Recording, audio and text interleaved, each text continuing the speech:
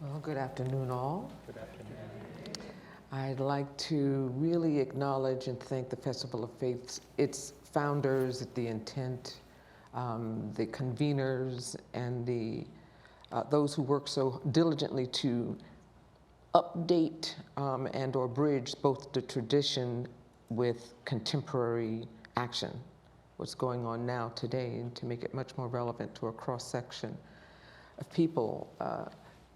About, I guess, 3.5 years ago, I was at the Brown home, and I was in a huddle conversation with Owsley Brown II, who marveled at what had come of the Festival of Faith. And while there's religion and there's denomination of religion and there's the scripture and it's the rules and regulations and the various practices, he was moved by the fact that when you bring people together under one roof, despite or in Congress with all of the varying religions, that there's always some kind of seed of likeness that comes. And people, he said, people would be a little rigid at first, not wanting to give up on their stance. And somewhere there was an exhale of kind of union.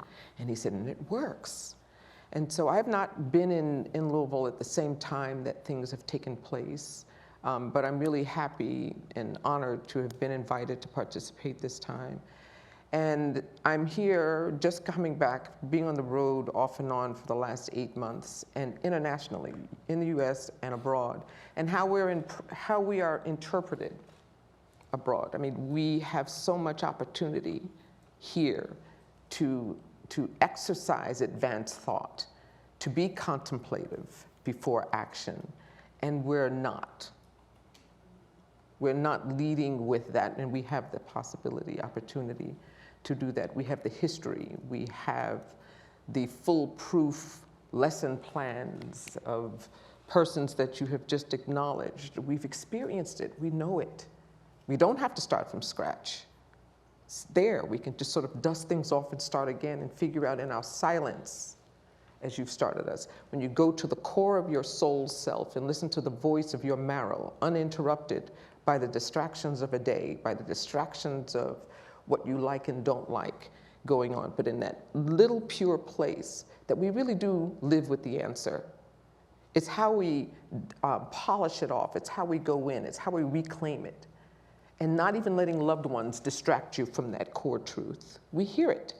The bulletin, the whisper is always there. It's the thing that a baby walks with before you say no, no, don't, no, no, don't, no, don't. I remember I have a sister who is left-handed. My mother thought it was better to be right-handed, so she kept giving the baby the spoon in the right hand.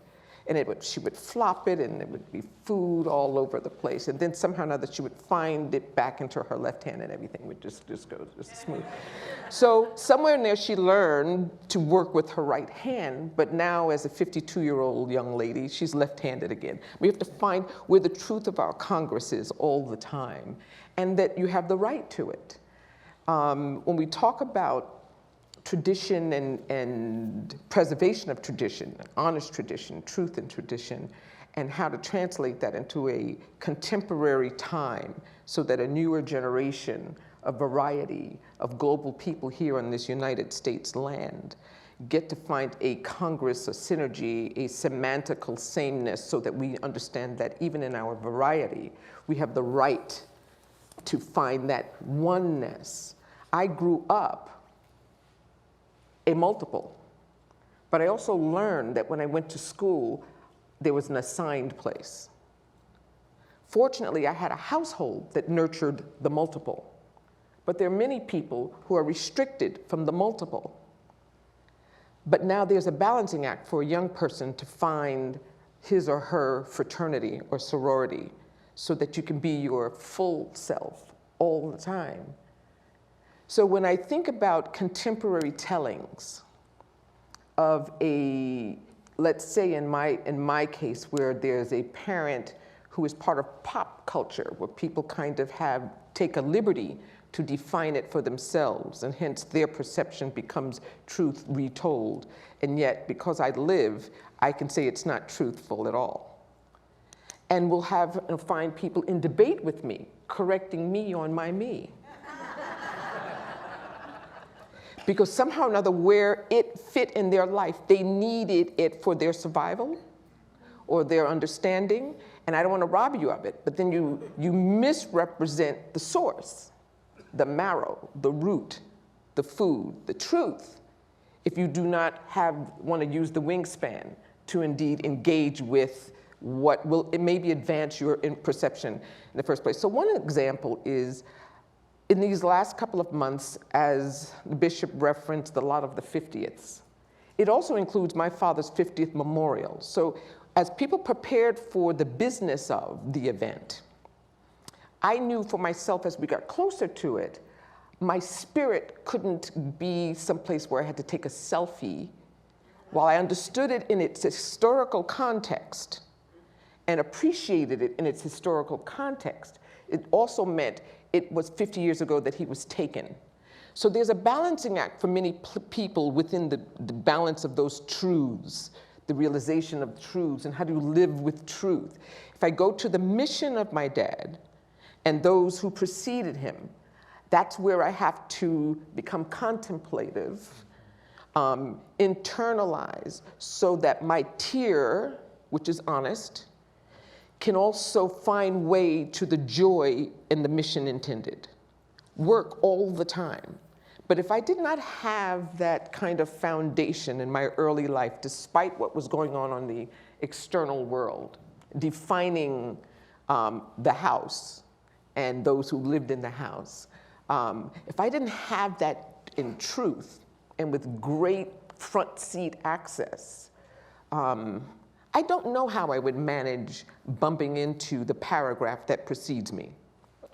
Does that make sense, the paragraph? Yeah. So interpretations, the misgivings. And so, for instance, there's a movie called Selma that was just out. As a regular human being, I went to go see the movie. You know, and then you go, right, oh, right, right. Oh, right, oh, right, wrong. Wrong. Well-intentioned, so I won't say anything, but I'm now living with the implosion of misgiving.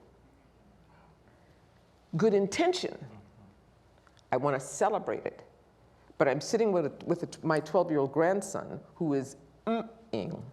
He had no AFMs, but he's going because it didn't match his marrow anytime his great-grandfather was mentioned. And so, for instance, an example, and it's because we think we know what we know, and we don't research or explore variables and possibilities. So there's a scene in the film, if you've seen it. How many people saw the movie Selma? Okay. There's a scene in the film where the character who portrays Mrs. King goes to visit her husband in the prison. In real life, that didn't happen. They didn't allow her to go.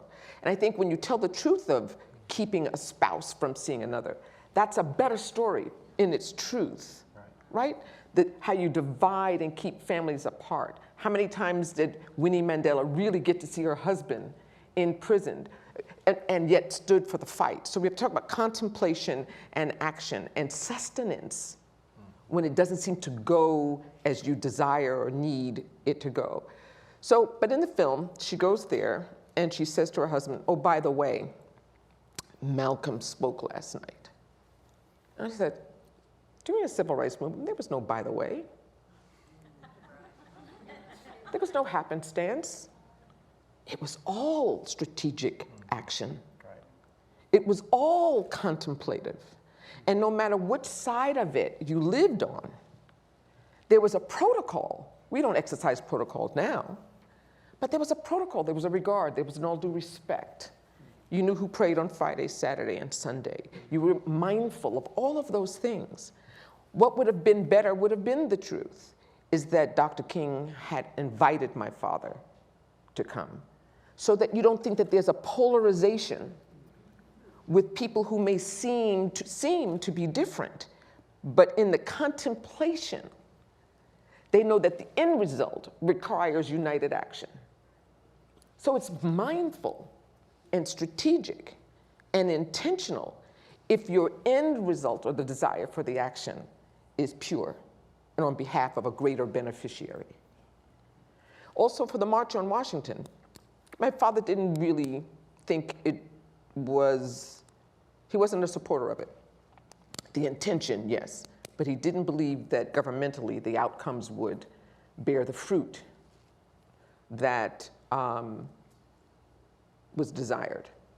So it certainly is a mark on the calendar, but we are 50 years away from yearning for those same fruit.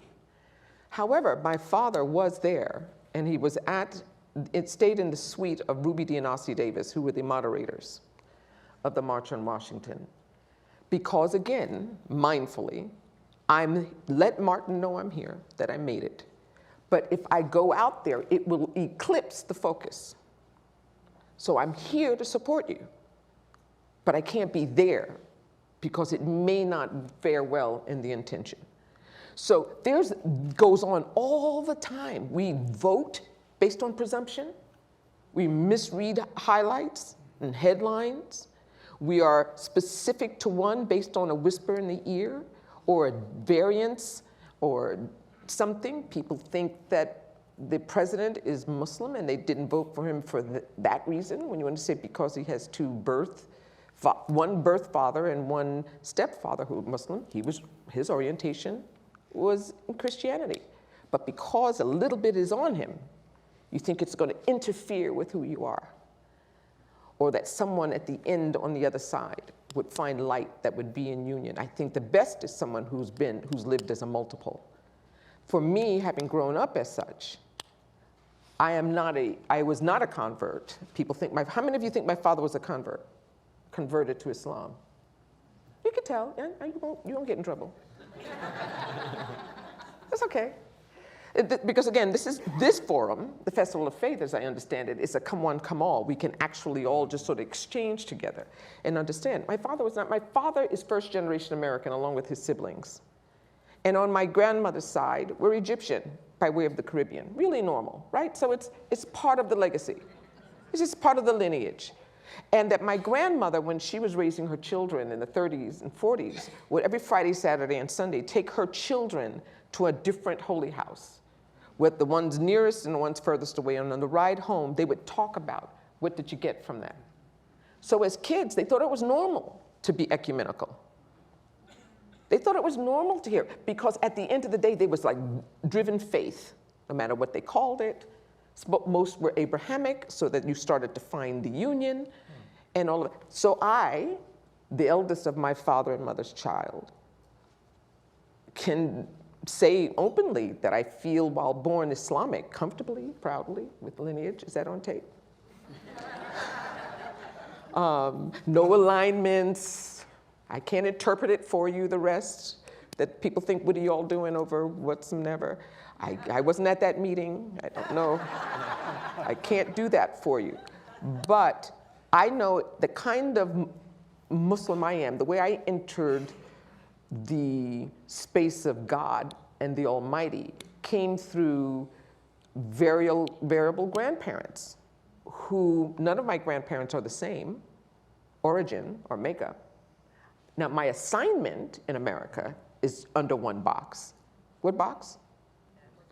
African American. And you give one narrative to it. You don't even realize the variety in which we exist in our plenty. As a matter of fact, some of us may be related. I'm comfortable with that. But it's not always in reverse, right? If I recognize something in your nature and I say, we may be kin, some people back up. Or some people think it's a hip thing. Like the only way to be of African descent is to kind of be hip. So as opposed to intellectual, the other characteristics that go along with it. But by the time I was in the 8th grade, preparing to go to the United Nations International School, yet a continuum of an intention of my parents.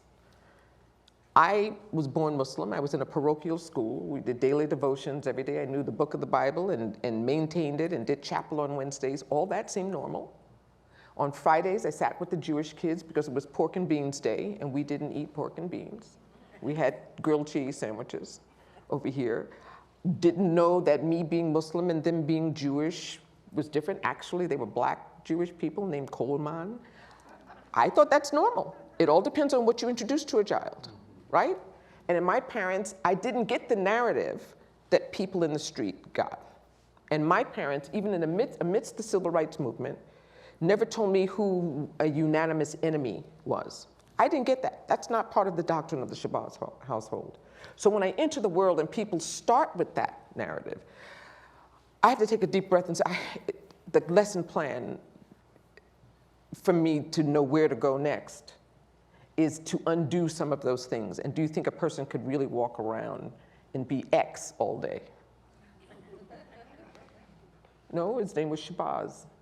Not out of the blue, not as the movie says, not as we excerpt, not in removal. You can't function like that. You can't really coexist like that. I was really, really very comfortable as a child as my Quaker self. So even the silence at the beginning was just beautiful. And imagine being 10 and as a Quaker, when you're going through Vespers, and you can actually break the silence. And at least in those days, you could break the silence with a song, you know, a folk song or something like that. That was the cool thing about me when I was young. You know, a guitar kind of like did a Kumbaya number. And my favorite was Blood, Sweat, and Tears. I'm not scared of that. You know, that one. But we could do that because lyrics and folk music at the time spoke to the time. So that's part of my backdrop and narrative and my welcome, and that the work of contemplation was continuous in so many levels from my vantage point as a young person growing up in the 50s and 60s, and it shifted a little bit in the 70s when we seemed to have gotten everything. We got a little bit more complacent, and then we wonder what's happening now. So I just wanted to be able to insert some of the beginnings of contemplation as it relates to, and action as it relates to movements, not just revolutionaryism, but actualism, evolutionarists, 6, 7 generations for me and my family on one side or the other, where their price was death in some cases. And so the apprehension is, how do you go about it in a way that doesn't cause risk? But when you have principle or purpose, as you put on your suit and tie and walk out, principle and purpose wins. And then at the end of the day, you have to reevaluate the risk. But depending on how you're wired, principle and purpose wins again. And so at my age now, as I move around here in Louisville, I spend a lot of time in Louisville. I like Louisville. You can tell I can say it. I should have been gone 5 years ago. I'm still sticking my toe in. I like the intention of Possibility City. I like the intention of evolutionary thought. I like the intention, the willingness to have gatherings like this to make sure that there's a cross-section, and the private conversations I get to have with those who want to figure out, how do I not disrupt tradition by daring to engage in a contemporary thought, and then bridge them, because we need both.